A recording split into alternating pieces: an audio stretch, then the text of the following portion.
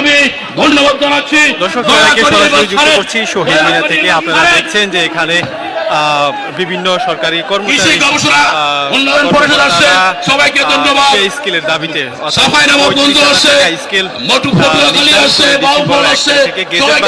দাবিতে বক্তব্য নিয়ে আসবেন ঢাকা বিভাগ থেকে জনাব সরওয়ার হোসেন বক্তব্য নিয়ে আসবেন।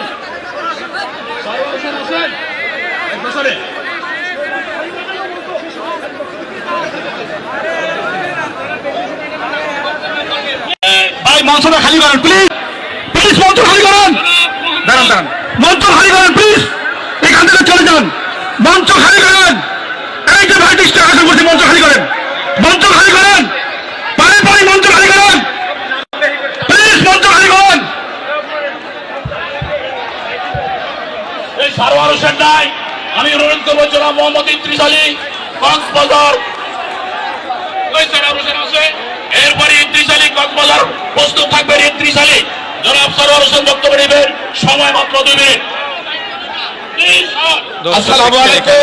আমি আমার সংক্ষিপ্ত পরিচয় দিয়ে বলছি, আমি বিআইএম কর্মচারী সমিতির সভাপতি, 11 থেকে 20 গ্রেড ঢাকা মহানগরের আহ্বায়ক এবং সমন্বয় পরিষদের একজন সক্রিয় সদস্য।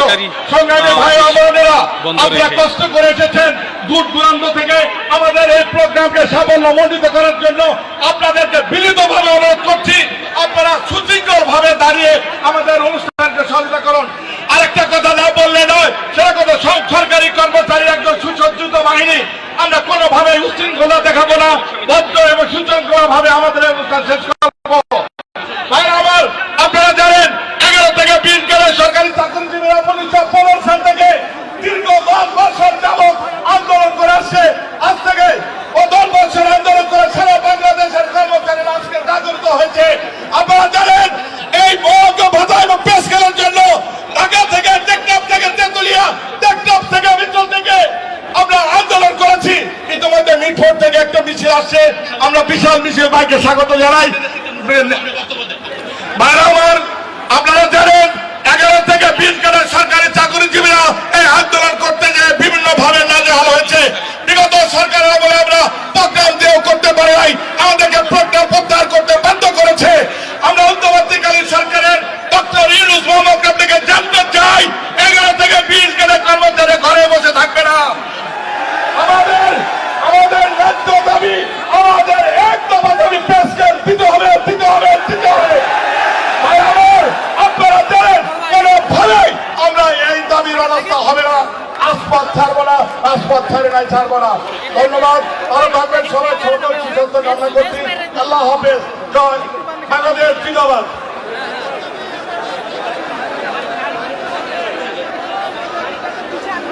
ভাই সবার দৃষ্টি আকর্ষণ করছি, সবাই একটু তাকান এদিকে।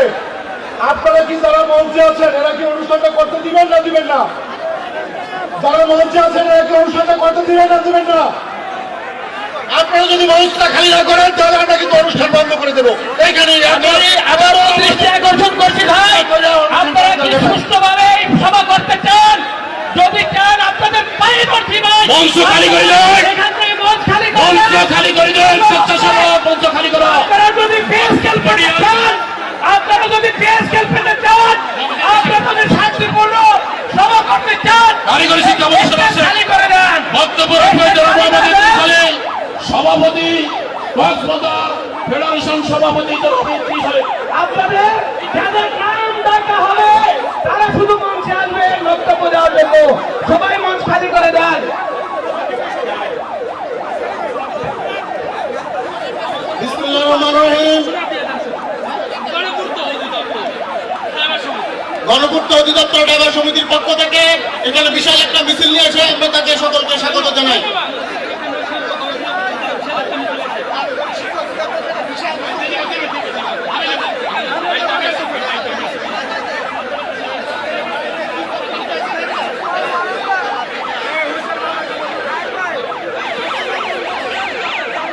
সম্মানিত সভাপতি, কক্সবাজার সরকারি কর্মচারী ঐক্য পরিষদের পক্ষ থেকে আপনাদের সকলকে স্বাগত জানাচ্ছি। সম্মানিত উপস্থিতি এবং সহকর্মীবৃন্দ,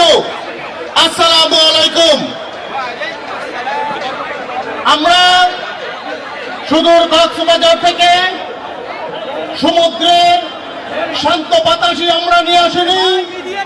আমরা কক্সবাজারের সেই ঘূর্ণিঝড়ের হাওয়াও আমরা সাথে করে নিয়ে এসেছি। আমি মাননীয় সরকার প্রধানের কাছে বিনীত অনুরোধ জানাচ্ছি, আপনারা আমাদের সাথে আর কোনো তাল বাহানা না করে অতি সত্বর নবম পে কমিশনের যে জাতীয় স্কেল, সেই স্কেল আমাদের দাবি অনুযায়ী বাস্তবায়ন করুন। আমরা মাঠে নামতে চাই না, আমরা আমাদের নিজ নিজ গণপ্রজাতন্ত্রের যে দায়িত্ব, সেই দায়িত্ব পালন করতে চাই। সম্মানিত উপস্থিতি, আমরা মাঠে নেমে দাবি আদায় করা আমাদের কাজ নয়। আমাদেরকে বাধ্য করবেন না, আমাদেরকে মাঠে নেমে কর্মবিরতির মতো কর্মসূচি দিয়ে আমরা আমাদের দাবি আদায় করতে চাই না। আমরা চাই শান্তিপূর্ণভাবে এই দেশে বসবাস করতে, আমাদের সঙ্গী আমাদের পরিবার নিয়ে ভালোভাবে বেঁচে থাকতে, পাশাপাশি জনগণের সেবা করতে চাই। আমি সরকারের কাছে অনুরোধ জানাচ্ছি, আপনারা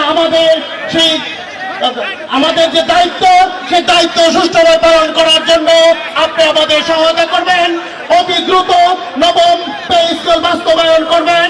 সেই সাথে সাথে আমি আরো ছোট্ট একটা দাবি জানাচ্ছি, সংগ্রামী সাথী বন্ধুগণ, কক্সবাজারে কর্মরত যারা রয়েছেন সকলের জন্য পর্যটন ভাতা প্রবর্তন করে আমাদের নবম পে স্কেল বাস্তবায়ন করবেন, এই আশা এবং আহ্বান জানিয়ে আগামী দিনের যে সকল কর্মসূচি হবে, আমাদের নেতৃবৃন্দ যে সকল কর্মসূচি দিবেন, সেই সকল কর্মসূচি সুষ্ঠু এবং সুন্দরভাবে বাস্তবায়ন করার সকলের আহ্বান জানিয়ে আমি আমার সংক্ষিপ্ত বক্তব্য এখানে শেষ করছি।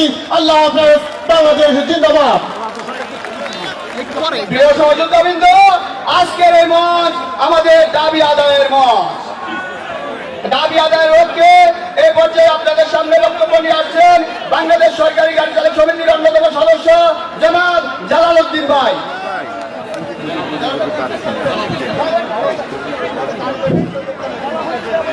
আসসালামু আলাইকুম।